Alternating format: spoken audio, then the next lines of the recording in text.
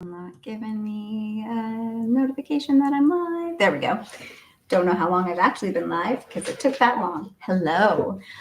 Today is day 4 of my exploration of conscious business practices, business for good, and a discussion around conscious capitalism.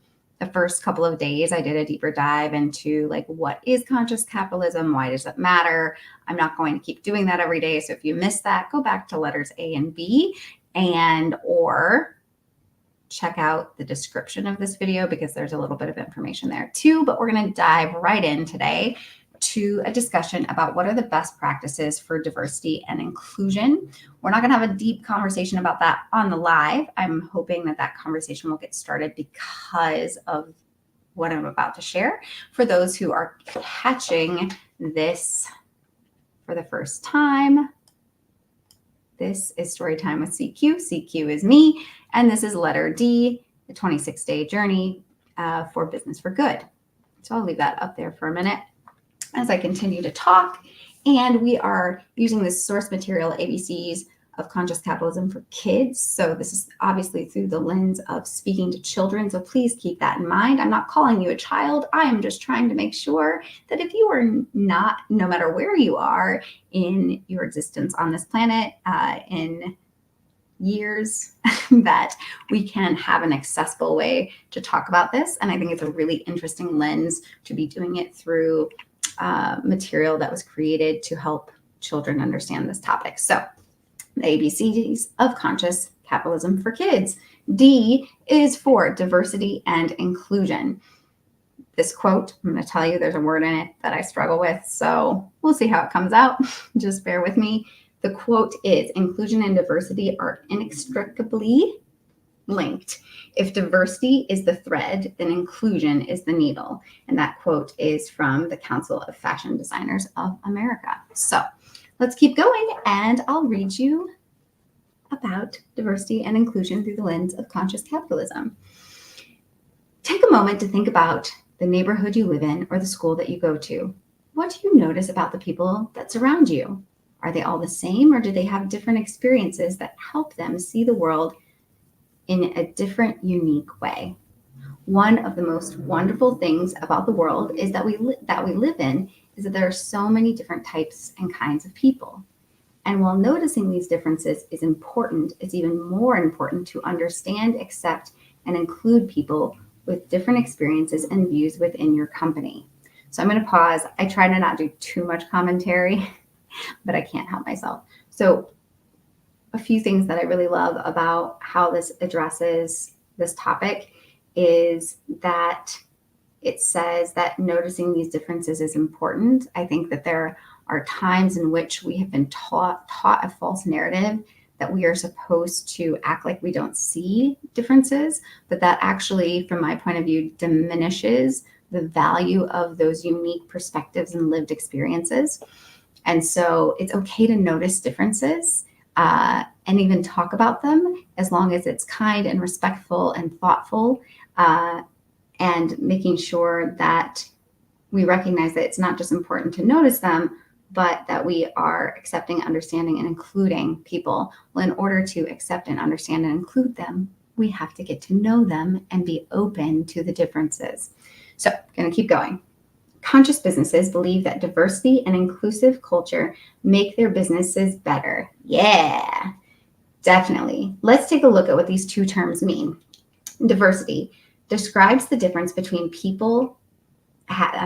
Let's try that sentence again. Diversity describes the differences people have in a business or in the world.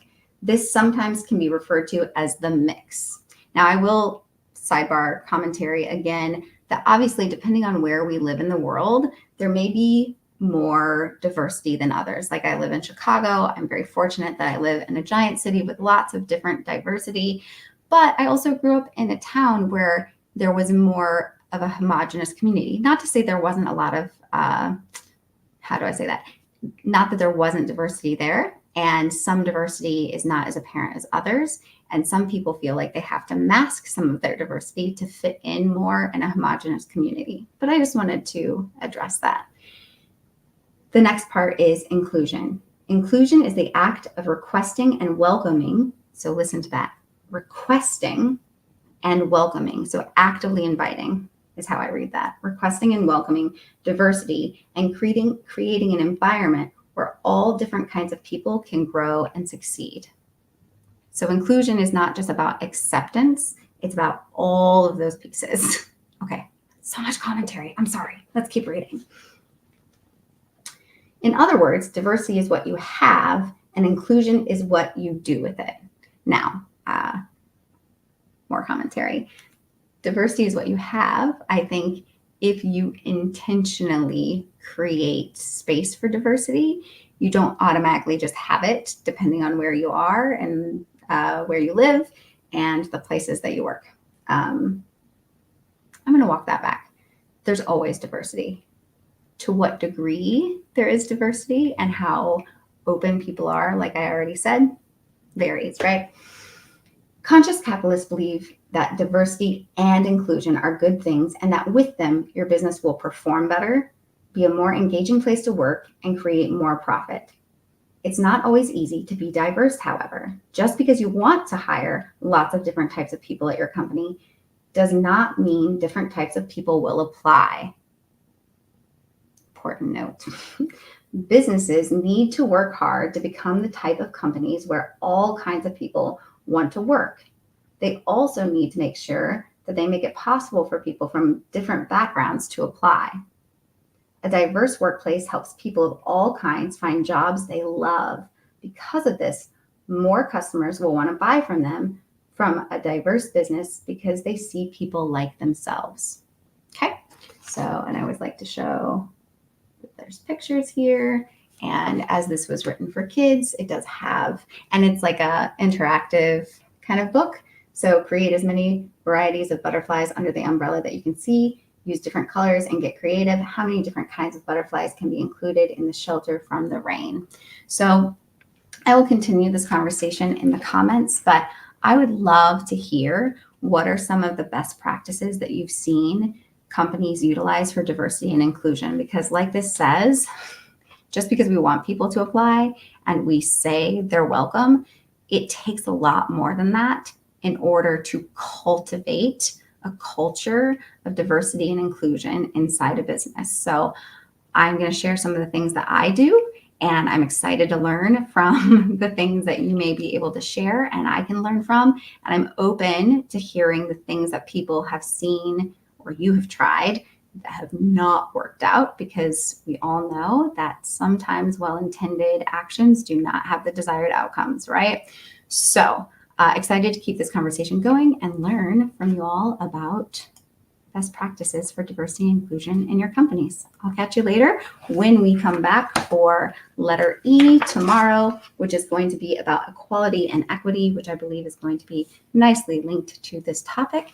So drop a comment in and share, like I said, with me what your experience has been about this.